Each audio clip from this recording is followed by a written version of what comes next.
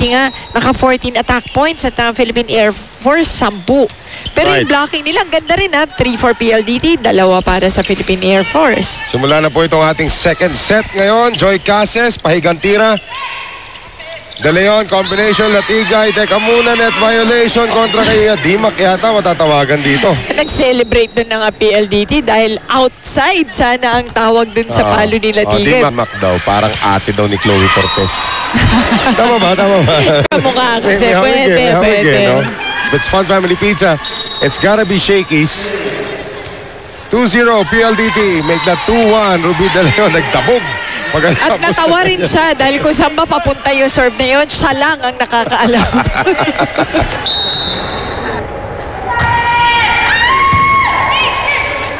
Ruby, combination, Latigay, hulog, Yongko is there. Dimac, Cases, cross-court. Cases was way on top of the blockers of PLDT. Sa panahon ng tagulan, iwasan ng dengue. Lion Tiger Katol ang gamitin, proudly Philippine-made. Si Cases kasi, ang taas ng vertical leap eh. Napalakas ang serve doon, hindi makulangan. Like the serves of Charo Soriano. Yongko. Again, not enough spin. Sending it long.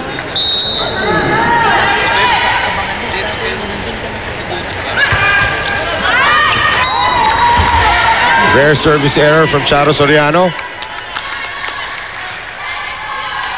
3-4.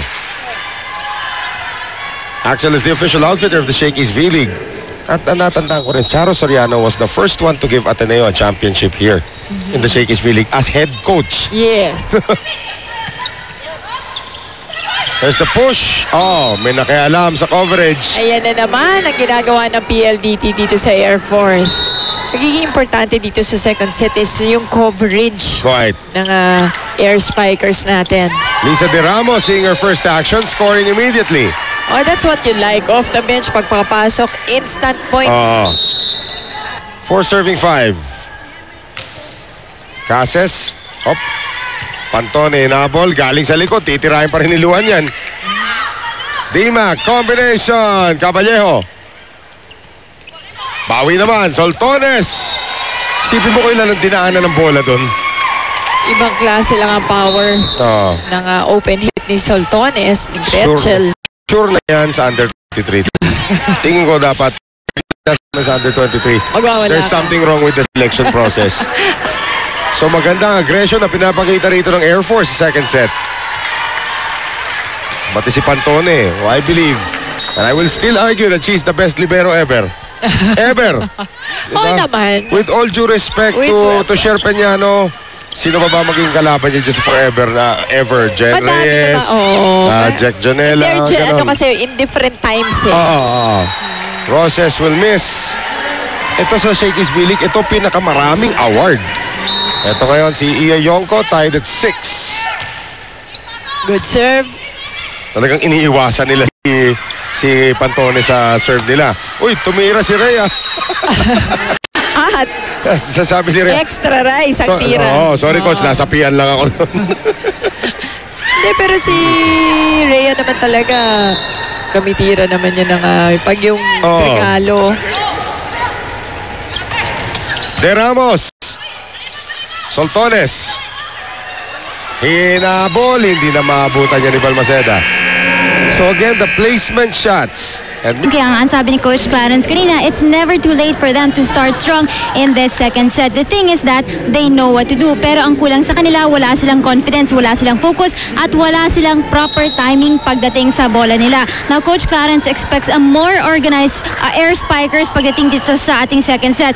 They need to improve dito sa kanilang service receive. Yun yung naging problema nila in that last set. More team play and more noise inside the court. Dahil ang napansin nga ni Coach Clarence, hindi man lang daw sila nag-huddle para mag-usap-usap in that last set. Bali wala daw ang individual efforts kung wala naman daw ang team effort nila. Noel? The team effort is there right now para dito sa kumpara ng Philippine Air Force. Isa lang po kabante rito ng PLDT. But again, yung usap sa depensa, iba rin yun eh. Yes, kasi yung coverage talaga yung naging problema nila, especially in the first set. Kaya nga nahulugan sila na nahulugan eh. Right. Tapos hindi man lang nag-adjust, di ba? Parang hindi man lang binigyan ng antidote kung anong gagawin. At ngayon, well, itong PLDT naman ngayon, Mosi, ang medyo nangangamote sa communication. Kaya nga narinig natin yung Air Force, talaga nag-cheer sila, di ba? Right. Dito, at pinapump up yung mga teammates nila, which siguro yan ang ginagawa ni Coach Aying para lang bumalik yung komunikasyon sa loob. Tandaan din po natin, itong Philippine Air Force is the only team so far that has stolen one set from the Philippine Army. Dito sa ating torneo, nakita natin block point once again from Micah Ortiz. 13-11, dikit na silang 2 puntos. Naging final score doon, 25-15. So 12-4 po ang pinatapos doon ng PLDT home Telpad, and Soltones, tinabla ulit ng ating laban at 9-all. And again, getting that point from a push. Sa panahon ng tagulan, iwasan ng dengue. Lion Tiger Katol ang gamitin, proudly Philippine made. Mamaya gagawa ko ng ganyan yung special. Kaya may sound effects ka dapat yung may kulog. Ako yung lamo? Hindi, pwede. Okay lang din, pero yung kulog. 10-9 combination. Latigay, Dimac, Cases, Pantone, Ruby, going over to Luan once again. Placement shot, Yonko. Tinira pa rin ni Cases. Uy! Magic galing kay Ruby. Here's Cases, long rally. De Leon, galing sa likod. Suroses, dug up there by Caballero. Dimac, running attack. Ang haba nga. Haba. Pwede pa tayo magkwento. Kamusta Iloilo? Ayos naman. Ayos naman, ano? Dami mong dalang pasalubong, 3-on-3, kamusta naman? Okay naman, no? Wala nga, namiss ka nga namin. Yun, natapos. At natapos ni Micah Ortiz via that quick hit na 2 pa ang blockers niya. Pero believe ka sa tagal nun, tignan mo ang PLDT, 2 pa rin ang blockers. Ay, again, a good placement shot from Luan Latigay. It wasn't very strong, pero alam mong pinwesto doon na naman sa zone 1. And Mikasa is the official ball of the Shakey's V-League. Ruby De Leon, good serve. Gil Gustilo, nandyan na ha? Dumating na si Gil Gustilo. And Micah Ortiz able to find the corner. Dimac. Soltones. Roses, masyado malapit niya para kay Luan. Luan, second ball! And another veteran move there coming from Latigay. She makes it look so easy, di ba? Correct. Ortiz dug up there. One more time around for Dimac. Cases, pinakain kay De Banadera ang bola. And that was just naunahan si Cases kasi pag naunahan kanya sa ere ay mahihirapan talaga. Angat para dito kay Luan. Ginamit na naman ang kamay ni Cases. Sabi ni Luan kay Sasa, babawian kita.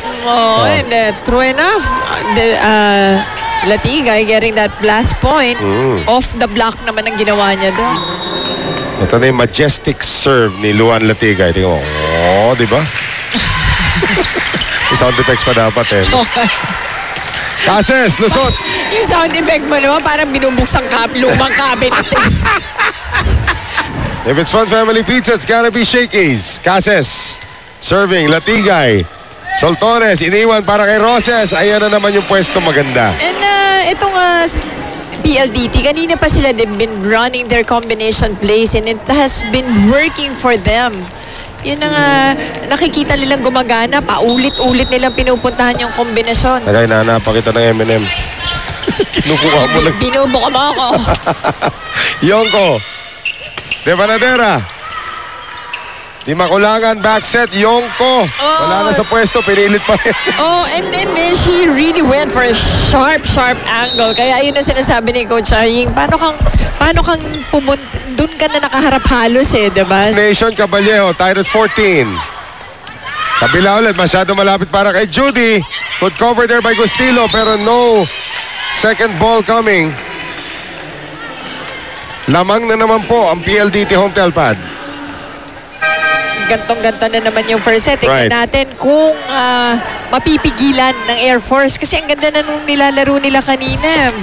Very aggressive start for them. Ito, 4-2 set na para dito sa kupunan ng Air Force with the entry of Wendy Semana. D-Mac.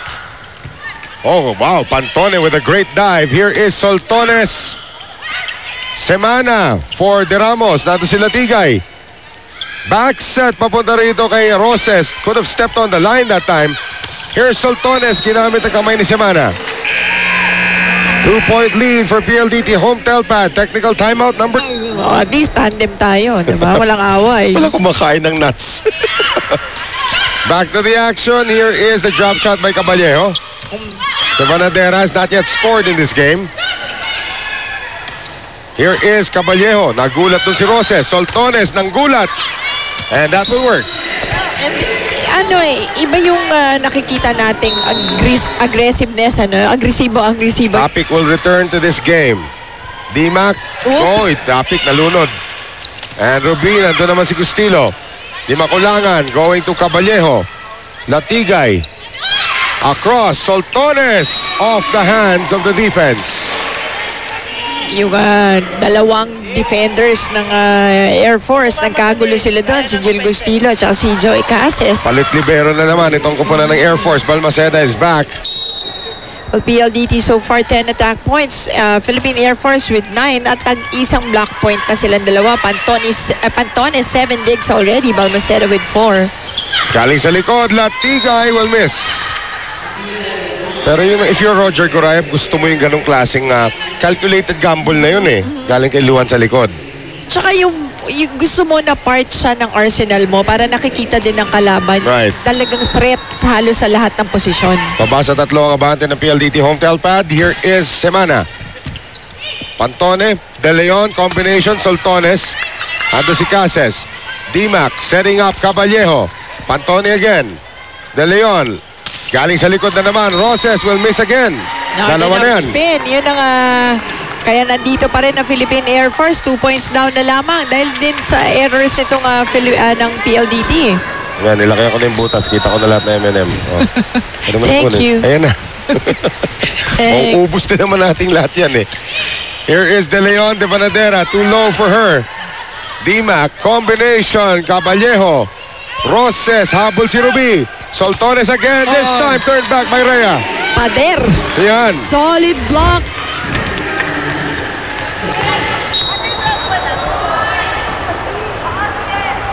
Again, you're working with a 19-year-old. Marami pa matututo yan. Adjust ka agad. Adjust ka agad si Soltones. Agad-agad. Resulta ka agad. Bumabalik na siya sa playing form niya, no? Nakakatuwa nga talagang panoodin because these are the players na alam mo namang ang sobrang gagaling. Alam mo yung masarap panoorin. Topic. Here is the back set now. Roses galing sa likod. Dug up there by Cases. D-Mac, Caballero, cross court. Nando sila Tigay. Beautiful hit but better reception. And Soltones hits the mark. Oh, he hits the head of Caballero. De Vanadera on the serve. Semana, Caballero. Yun yung discarding gusto ni Coach Aying. Maiba lang and hindi nahuli ng PLDT that last play. So Topic now to serve. Good serve. Here is Latigay. De Leon for Soltones. Coverage by Caballero. Semana, Manzano out of position. Back set again for Latigay. Masyado mataas. Here's Caballero, too near for Manzano, and that's an easy block point for Ruby. Wala na kasing spasyo si Manzano dun sa kanyang atake, kaya basang-basa ni Ruby. At alam mo naman si Ruby. Si Ruby. Pag mga ganyang sitwasyon. Feeling kasi ni Ruby 6-footer siya minsan eh, di ba? Hindi niya napatatawarin, hindi na niya palulusutin yan. Soltones serves it long. Nagka-migraine bigla si Coach Roger. Get well soon pala doon sa aso ni Coach Roger. Ano nangyari? Galing sa bet. Pero okay na siya. Okay na daw ha? Ano naman tayo, malapit ang puso natin sa mga alagang Coach Roger. Oy! Caballero, nicely done. Nice save. Combination, Latigay, walang tao sa likod ni Ortiz. Ito na naman yung coverage. Ito na yung problema ng first set. maganda na sana tong second set nila. Right. Pero in the end, ito na naman yung parang halos nagiging problema nila. Well, di makulangan has to come back. Coach Roger, yan, kasabay kaway. Okay na naman yung si Doggy. Kaya happy na siya. Yan. Smile. De Leon on the serve. 3-point lead for PLDT Home Telpad. Delayed run by Micah Ortiz. Alam mo, sinimulan nila yung isang magandang running kanina, di ba, nung first set. Pero hindi, may mga konti, no? But kailangan, siguro mas marami pang beses puntahan yan running attack ni Micah Ortiz. Pero dinelay pa ni Micah eh. Sabi, medyo mataas to. Hintayin natin. Pero okay din sana nga kung may katulong siya, di ba? Yung nga, si Sandra nga dapat. Ganda, no? Harap pa. Tapos Pagdating ni paglipat, Sandra naman. Kausap ko naman si Coach Aying as Luan Latigay scores. Sabi naman, nag-usap naman daw sila. Sabi ni Sandra sa kanya na gusto daw muna niya makapasok ng ilang practice with the team para makabisado niya pati yung Tama pwesto, naman. yung place, everything. Dami lang kombinasyon. Paulit-ulit nila pinupuntahan. Ito, sure ball na, Micah Ortiz Micah running. Ortiz again. Yan ang kailangan nila puntahan. Pero si Micah ngayon ang magsiserve na eh. So backliner na si Micah Ortiz. That puts Topic back in front. But it's a full front line Oo. for Coach Aying. Micah Ortiz. Down by 2. Pantone. Ayan na naman. Latigay. Kombinasyon Ayun. na Pero naman. nandun na si Rhea for the coverage. Kasi sinulog. Just enough power para lang tumalbog lang yung bola kay Raisabel. Sabi ni De Panadera, hindi na mauulit. Siyempre, nandito na kami. Sabi ni Rubin sa ni Roses, nandito na kami. Isa na lang. Pantone. De Leon. Uy, free ball yan. Palakas pa yung free ball. Yun ang rason kaya palagi sila nakakakombinasyon dahil ganda na reception nila Yun na dahil nga. kay Pantone. Iniwas, Yan. diba? Iniwas ni Micah. Kanina pa sinasabi talaga yan na kahit hindi mo sabihin, yun ang dapat mong gawin dahil nakikita mo na eh. Right. Na pag kay Leslie, diba, binibigay yung bola. That's 4 straight points and now set point for Air Force. Ortiz. Set up now for Sue Roses. Gets the line. Hindi agad-agad binibigay ng PLDT. So we are tied and Race to 26. ito ang maganda kung kininyo nila makikita natin dito yung diskarte ng mga setters natin. Yon. Latigay. Caballejo. D-Mac. Topic. Here's De Leon. Going to Soltones. Lusot kay Semana. And Soltones getting it through. Tsaka itong batang to, bihira magpadaplis. Talagang will challenge the blockers. So set point this time for PLDT naman. Caballejo. D-Mac. Out of nowhere. Cases. One more time around. D-Mac sa kabila naman. Semana. Iniangat. Soltones papaluin. D-Mac malapit masyado para kay Cases. De Leon binalik. Semana, one more time around for Cases.